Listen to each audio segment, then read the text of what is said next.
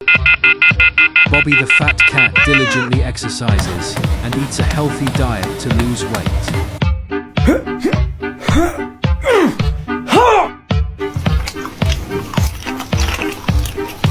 But in the middle of the night, he is restless, because his stomach is rumbling with hunger. He then calls his friend Chico the rooster to come to his house immediately, claiming he is seriously ill.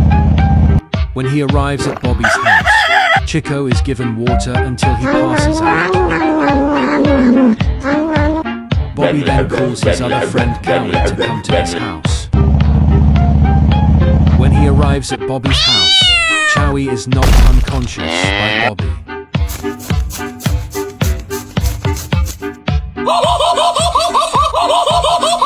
It's really unfortunate that Chico has to end up in Bobby's stomach.